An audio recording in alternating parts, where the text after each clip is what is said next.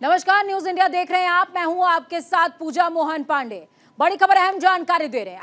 INDIA गठबंधन की बैठक का आखिरी दिन है आज बड़े ऐलान कर सकता है विपक्ष। लोगों से लेकर एजेंडे तक, संयोजक से लेकर चेहरे तक, सभी पर होगी बात। ऐलान संभव है। सीट शेयरिंग फॉर्मूले पर भी बड़ा ऐलान हो सकता है। सीट शेयरिंग पर पेच सबसे बड़ा है क्योंकि माया नगरी मुंबई में INDIA गठबंधन की बैठक का आज आखिरी दिन है। सीट शेयरिंग का पेज समझिए, क्योंकि राज्य के अंदर जो तमाम घटक दल हैं वो अपने अपने विपक्षी दल भी हैं। आज सुबह 10:15 बजे सभी नेताओं का फोटो सेशन होगा। एक फ्रेम पर कैद हो जाएंगे सभी। उसके बाद ठीक 10:30 बजे यानी कि 15 मिनट के बाद गठबंधन का लोगो लॉन्च कर दिया जाएगा। दूसरे दिन की बैठक जारी रहने वाली है और दोपहर को 2 बजे लंच का कार्यक्रम होने वाला है। सभी साथ में बैठ करके भोजन पर चर्चा करेंगे और फिर उसके बाद PC होगी। पहले दिन की बैठक की बात करें तो कई मुद्दे तय किए गए। बैठक में उद्धव ठाकरे और कांग्रेस अध्यक्ष मल्लिकार्जुन खड़गे ने एजेंडा रखा, एजेंडा सेट करने की कोशिश करी। विपक्षी दलों की बैठक में तय किया गया कि कोऑर्डिनेशन कमेटी होनी चाहिए। संतुलन जरूरी है। मुद्दे और कार्यक्रमों में तय करने के लिए भी प्लानिंग कमेटी का गठन किया जाएगा। सोशल मीडिया बेहद जरूरी है, इसीलिए एक्शन प्लान बनेगा, एक्शन कमेटी बनेगी। बैठक में तय किया गया है कि रिसर्च और डेटा कलेक्शन के लिए भी कमेटी का गठन होना चाहिए। तो ख्वाब बड़े हैं और इन बड़े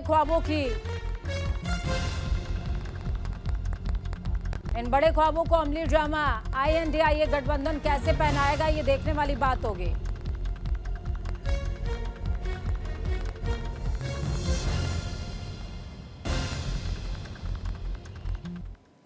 तो अब आपको बताते हैं, ग्राफिक्स के जरिए बताएंगे कि आज विपक्षी दल INDIA गठबंधन मुंबई में मंथन कर रहा है। बैठक में कई मुद्दों पर करीबन 28 विपक्षी दल एक साथ चर्चा कर रहे हैं। आइए आपको बताते हैं कि इस 2 दिवसीय बैठक में खास क्या रहा। ये दल विपक्षी गठबंधन का लोगो लॉन्च कर सकते हैं। देखिए, लगातार लोगों को लेकर के बहस चल रही है। पहले लोगो डिसाइड हो चुका था, लेकिन बाद में उसको चेंज किया गया है। गठबंधन की कोऑर्डिनेशन कमेटी बनाने पर मोहर लगी है, क्योंकि 28 दल हैं। पटना की बैठक से लेकर, पहली बैठक से लेकर के मुंबई की बैठक तक दलों की तादाद बढ़ गई है और जैसे जैसे सदस्यों की तादाद बढ़ेगी वैसे वैसे कोऑर्डिनेशन बेहतर हो, इसकी जिम्मेदारी जो है कोऑर्डिनेशन कमेटी की होगी। सीटों की शेयरिंग को लेकर के फॉर्मूला तय किया जाएगा कि राज्य के अंदर किसका वर्चस्व, किसको ढील दें, किसको मौका दें, किसको तरजीह दें, इस पर भी बातचीत होने वाली है। गठबंधन के हेड ऑफिस की लोकेशन पर भी चर्चा होगी। दिल्ली में होगी ये हेड ऑफिस या फिर मुंबई में हेड ऑफिस बनाया जाए, पटना में हेड ऑफिस बनाया जाए, कहां बनाया जाए, इस पर चर्चा होगी। प्रवक्ताओं पर मोहर लगनी जरूरी भी है और इस पर फैसला भी होगा। 6 से 7 प्रवक्ता होंगे, ऐसा बताया जा रहा है। इसके अलावा सामूहिक रैली और जनसंवाद के लिए ब्लूप्रिंट पर मंथन होने वाला है। क्यों मंथन होगा? क्योंकि जब रैली कर रहे हो तो उस दौरान किसी तरह का बयान ऐसा ना आ जाए कि मुश्किलें खड़ी हो जाए, इस पर भी बातचीत होगी। गठबंधन की ओर से PM के चेहरे पर चर्चा संभव है। इस पॉइंट को आप संभव लेकर के चलिए, क्योंकि PM का चेहरा अभी दूर की कौड़ी है। तेजस्वी यादव का बयान सामने आया, उन्होंने कहा कि जो भी सांसद जीतेंगे वो फैसला कर लेंगे कि PM का चेहरा कौन होगा। अभी ये दूर की बात है। इसके अलावा भी हम आपको कुछ ग्राफिक्स दिखाएंगे जिसमें आपको कुनबा नजर आएगा कि कुनबा कितना बड़ा है और उसके जो प्रमुख विपक्षी दल हैं वो कौन कौन से हैं। सबसे बड़ी बात, कुनबे की जब हम बात कर रहे हैं तो कांग्रेस सबसे ज्यादा प्रबल या यूं कहें कि मजबूत स्थिति में नजर आती है। उसके बाद TMC, ममता बनर्जी की पार्टी, किसी से छिपा नहीं हुआ है, शिवसेना। उसके बाद JDU, RJD, जिसका वर्चस्व बिहार में अच्छा खासा, मौजूदा सत्ता भी इन्हीं के पास है। और अगर मौजूदा सरकार के खिलाफ सबसे बड़ा खेला किसी ने किया है तो वो इन्होंने ही किया है। आम आदमी पार्टी, जिसने नाक में दम मचा करके रखा है BJP के, इनकी भी शेयरिंग है INDIA गठबंधन में। झारखंड मुक्ति मोर्चा फिलहाल अपने ही आरोपों से घिरे हुए हैं और INDIA के पार्ट हैं। समाजवादी पार्टी, अखिलेश भैया लगातार कोशिश कर रहे हैं कि एक प्रबल चुनौती दी जाए BJP को प्रदेश के अंदर, देश के अंदर। हालांकि अखिलेश यादव को ज्यादा मतलब जो है वो प्रदेश की सत्ता और सियासत से है। और इसी के साथ ग्राफिक्स के जरिए साइड इंफो भी आपको दिखा रहे हैं कि मुंबई से लेकर, माफ कीजिएगा, पटना से लेकर मुंबई तक दलों की तादाद में किस तरीके से तेजी से इजाफा हुआ है। फोन लाइन पर शुभम पांडे जुड़े हुए हैं हमारे साथ में। शुभम, क्या कुछ तस्वीरें आप साझा करेंगे? देखिए, क्या कुछ अपडेट सामने आ रहा है? माफ कीजिएगा, मुंबई की अगर हम बात करें, माया नगरी में आज आखिरी दिन है इन दलों की बैठक का। कल जिस तरीके से बैठकों का दौर नजर आया, बहुत कुछ क्लियर होता नजर आया, लेकिन कई पेच अभी भी फंसे हुए हैं।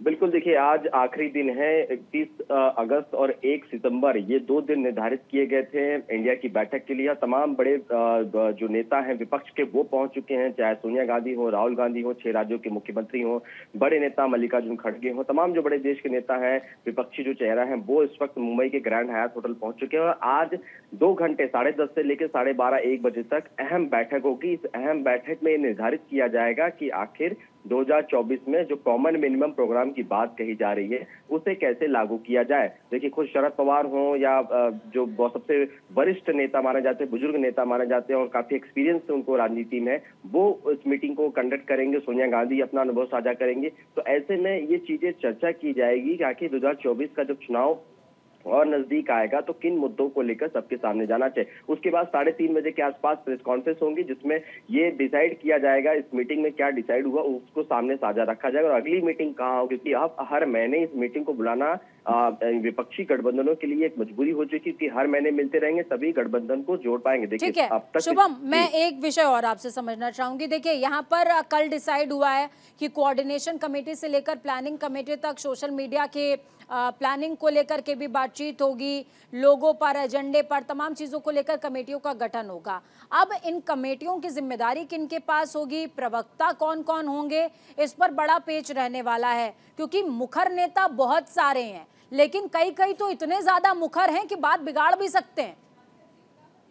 बिल्कुल, देखिए इस बात का ध्यान रखना पड़ेगा इन तमाम वो विपक्षी नेताओं को कि जो प्रवक्ता बनाए, जो मीडिया से बात करेंगे, जो अपनी बातों को रखेंगे, जो एक्शन का रिएक्शन में जवाब देंगे। तो ऐसे में हर पॉलिटिकल पार्टी से कुल 10 प्रवक्ता निर्धारित किए जाएंगे। तो हर पॉलिटिकल पार्टी से जो तमाम बड़े दल है वहां से 1 या 2 ऐसे प्रवक्ताओं को ये जिम्मेदारी सौंपी जाएगी कि आपको इस समय समय पर बात करनी है, आपको समय समय पर अपडेट रहना है। उसके अलावा प्लानिंग कमेटी की बात करें, उसमें भी कुछ मेंबर चुने जाएंगे। तो ये सारी चीजें आज रात में जो है वो डिसाइड हो चुकी होगी या आज डिसाइड करेंगे। उसके नाम की अनाउंसमेंट शायद प्रेस कॉन्फ्रेंस में हो सकती है। तो इसी को चर्चा को लेकर आज एक बार फिर से तमाम बड़े विपक्षी जो दल हैं वो बैठेंगे एक कमरे के अंदर, बंद कमरे के अंदर मीटिंग होगी, अपनी बातों को लोग रखेंगे, अपने अनुभव को साझा रखेंगे। उसके अलावा जो सीट फॉर्मूला है उस पर भी चर्चा आज लगभग तय मानी जा रही है कि जिस राज्य में जिस क्षेत्रीय वहां पार्टी है वो कितना मजबूत है, उसके आधार पर चुनाव जो सीट फॉर्मूला होता है उस पर एक बात की जाएगी। तो कुल मिलाकर कहा जाए कि इंडिया की जो बैठक है उसमें पहले 26 दल थे, अब 28 दल हो चुके हैं और 63 बड़े नेता इसमें शामिल हैं। तो ये मीटिंग को और भी सक्सेसफुल बनाने के लिए शुभम, देखिए, हम जो इस समय फुटेज चला रहे हैं, इस फुटेज में बहुत बड़े बड़े शब्दों में लिखा हुआ है, जुड़ेगा भारत, जीतेगा इंडिया। लोगों का जिक्र लगातार हो रहा है और कई ऐसे विपक्षी नेता हैं जिनका कहना कि लोगों तो भाई पहले ही डिसाइड हो गया था, लेकिन कई लोग संतुष्ट नहीं हुए। यहाँ पर विषय ये कि सबसे पहले तो ये बताइए लोगो कब तक लॉन्च होगा, और दूसरा विषय मेरा ये कि जब एक लोगों पर संतुष्ट नहीं हो पा रहे हैं तो 2024 के एजेंडे पर कैसे संतुष्ट होंगे? देखिए, यहाँ पर लोगो जो है वो कल ही आना था, लेकिन किसी कारणवश लोगो जो है कल जारी नहीं हो पाया। शायद वापस से उसको रीमॉडिफाई किया जाए या उस पर सहमति नहीं बन पाए। और आपने सवाल उठाया कि 2024 में कैसे संतुष्ट हुए। देखिए, यहाँ पर जितने भी दल आए हैं सबको संतुष्ट होना पड़ेगा, क्योंकि इनकी विचारधाराएं भले अलग हो, लेकिन मकसद ये है कि 2024 में किसी भी तरह से भारतीय जनता पार्टी को सत्ता से उखाड़ कर फेंकना है और हमें सत्ता में बैठना है। तो मकसद और इरादे एक ही हैं। जब इरादे मकसद एक हो तो विचारधाराएं और विचार पूरी तरह से बदल जाती है। संतुष्ट को भी असंतुष्ट व्यक्ति को भी संतुष्ट होना पड़ता है। तो ऐसे में ये चीजें इनको अपने जहन में उतारनी होगी, तमाम बड़े जो दल है उनको उतारनी होगी। और ये इसका भी ध्यान रखना होगा कि कहीं खिसक कर कोई एनडीए की तरफ ना चला जाए, क्योंकि इस बात की भी जिम्मेदारी इन्हें रखनी होगी कि हमारा दल जितना बड़ा होगा उतना मजबूत होगा, उतनी ज्यादा वोट का जो परसेंटेज है वो इनके पास आएगा, वोट शेयरिंग का जो फॉर्मूला होता है वो तय किया जाएगा। तो ऐसे में इस बात का भी ध्यान रखना पड़ेगा कि बिल्कुल बिल्कुल शुभम, ठीक बात कह रहे हैं आप। जितने मन उतने विचार उतने ही असामंजस्य। बहुत शुक्रिया हमारे साथ जुड़ने के लिए, अहम जानकारी साझा करने के लिए। यही वजह है कि कोऑर्डिनेशन कमेटी पर भी बातचीत चल रही है। खबरों में आगे बढ़ते हैं। एक और बड़ी खबर है, केंद्र सरकार ने संसद का विशेष सत्र बुलाया है और इस विशेष सत्र की तारीख समझ लीजिए, 18 से 22 सितंबर तक विशेष सत्र बुलाया गया है। चुनाव से संबंधित बिल ला सकती है सरकार, एक देश एक चुनाव का हो सकता है विधान। आर्टिकल 85 के तहत केंद्र को अधिकार है कि सत्र बुला ले और इस अधिकार का बखूबी इस्तेमाल करते हुए 18 से 22 सितंबर तक सत्र आहूत किया जाएगा। केंद्र की मोदी सरकार की ओर से संसद का विशेष सत्र कुछ ही दिनों बाद 18 से 22 सितंबर को बुलाया गया है। इसमें 5 बैठकें होंगी। संसदीय कार्य मंत्री प्रहलाद जोशी की अगर बात करें तो गुरुवार को इन्होंने जानकारी साझा करी थी। जहां से चिड़िया उड़ गई है, एक्स आ गया है, वहीं पर जानकारी साझा हुई थी। विशेष सत्र 18 से 22 सितंबर तक बुलाया जाएगा कहा था और उन्होंने कहा था कि 5 बैठकें होंगी। 5 बैठकों में चर्चा तरजीह उन तमाम विषयों को दिया जाएगा जो कि जनता के सरोकार से जुड़े हुए हैं। तो बड़ी खबर आपको बताते हैं, मिशन छत्तीसगढ़ की खबर सामने आ रही है। गृह मंत्री अमित शाह एक्शन मोड में हैं। ऐसे ही उनको सियासत का चाणक्य नहीं कहा जाता। 2 दिवसीय दौरे पर रायपुर पहुंचेंगे शाह। बीजेपी नेताओं से होगा मंथन मुलाकात। एक सीट के लिए रणनीति बनाएंगे, विस्तार से जानकारी जुटाएंगे। 70 दिनों में शाह का चौथा दौरा है छत्तीसगढ़ का। तो छत्तीसगढ़ के अंदर बीजेपी की अगर स्थिति को आप समझेंगे तो रमन सिंह का काल जाने के बाद और रमन सिंह के चेहरे के अलावा बीजेपी मुश्किल में जरूर है, क्योंकि अंदर खाने दरार इतनी ज्यादा कि उस दरार को भरना बहुत मुश्किल। और शाह जब 70 दिनों में चौथी बार दौरा कर रहे हैं तो समझिए कि खाई कितनी बड़ी है कि पाटने में इतना समय लग रहा है। एक सीट के लिए रणनीति।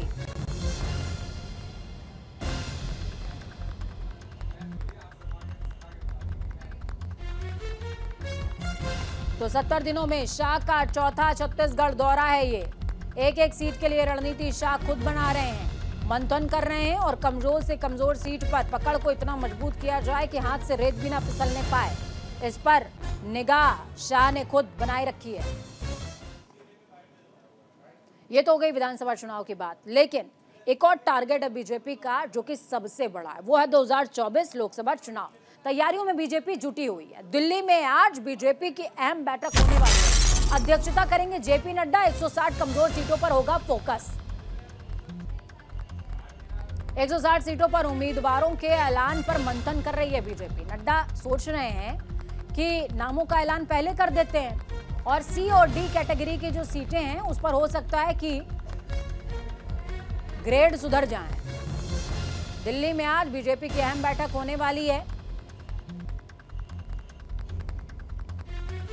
ए बी कैटेगरी जो है वो बीजेपी के लिए सेफ कैटेगरी है कि वहां पर मंथन तो करेंगे, विचार करेंगे, मेहनत करेंगे तो सफलता मिल जाएगी। लेकिन सी और डी वो कैटेगरी जिसमें कमजोर सीटें आती हैं, ऐसी सीटें जहां के बारे में बीजेपी सोचना भी नहीं चाहती, सोच भी सकती नहीं है। लेकिन बीजेपी ने वो भी दौर देखा है कि जबकि इनके पास कोई विधायक नहीं हुआ करता था, आज देश की सत्ता पर काबिज है। तो ऐसे में उम्मीदों के भंवर से घिरी हुई बीजेपी कोशिश कर रही है कि 160 उन सीटों पर भी परचम लहराया जाए जहां पर वर्चस्व क्या अस्तित्व भी नहीं है बीजेपी का। लोकसभा चुनावों के मद्देनजर बड़ी बैठक, अहम जानकारी आपको दे रहे हैं। 160 कमजोर सीटों पर बीजेपी का फोकस रहने वाला है।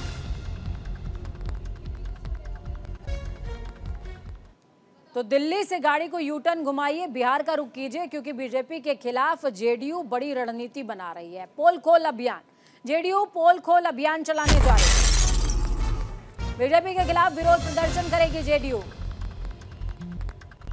मसाल जुलूस तो निकालेंगे, कैंडल मार्च भी निकालेंगे। इसके अलावा हर घर पर काला झंडा लगेगा।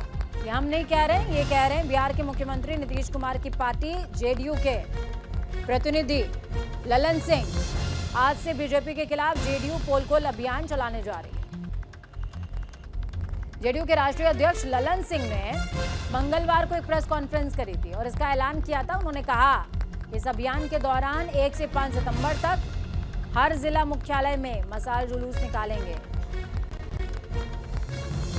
सूर्य भगवान तो तापमान बढ़ा ही रहे हैं, ये सियासत का पारा बढ़ाएंगे। विरोध प्रदर्शन करेंगे। 7 से 12 सितंबर की अगर बात की जाए तो हर प्रखंड मुख्यालय पर मशाल जुलूस, कैंडल मार्च निकाला जाएगा। इसके बाद 15 से 20 सितंबर तक हर घर के ऊपर काला झंडा।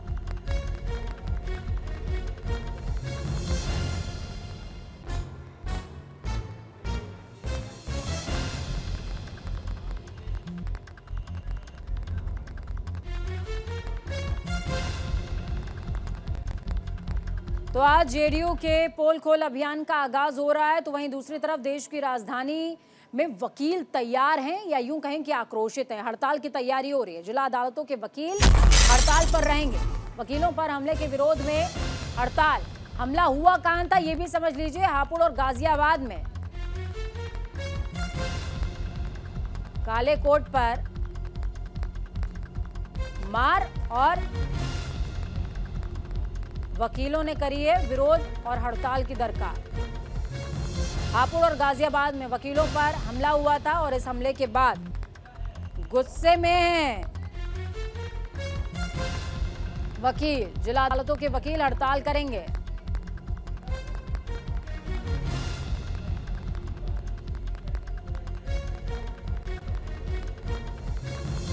तो बड़ी खबर, अहम जानकारी इस वक्त की आपको दे रहे हैं। वकीलों पर हमले के विरोध में हापुड़ और गाजियाबाद में वकीलों पर हमला हुआ था और इस विरोध में हड़ताल करने वाले हैं दिल्ली के वकील। तो इस बीच अमेठी से आपको बड़ी खबर दे रहे हैं, जहां पर प्रधानपति के हत्या आरोपी पर प्रशासन ने शिकंजा कसा है। आरोपी के अवैध निर्माण पर बुलडोजर चलाए। प्रधानपति की हत्या मामले में प्रशासन ने कड़ा रुख अपनाते हुए आरोपी के अवैध निर्माण पर बुलडोजर चलवा दिया। आक्रोशित परिजनों को शांत कराया गया। भारी तादाद में पुलिस बल की मौजूदगी भी इस दौरान रही है। आरोपी राजू फकीर के अवैध निर्माण को बुलडोजर से जमींदोज कर दिया गया। गांव में तनाव को लेकर बड़ी तादाद में पुलिस बल को तैनात किया गया। मृतक प्रधानपति का शव भी गांव पहुंच गया, जिसका दोपहर के बाद अंतिम संस्कार किया जाएगा।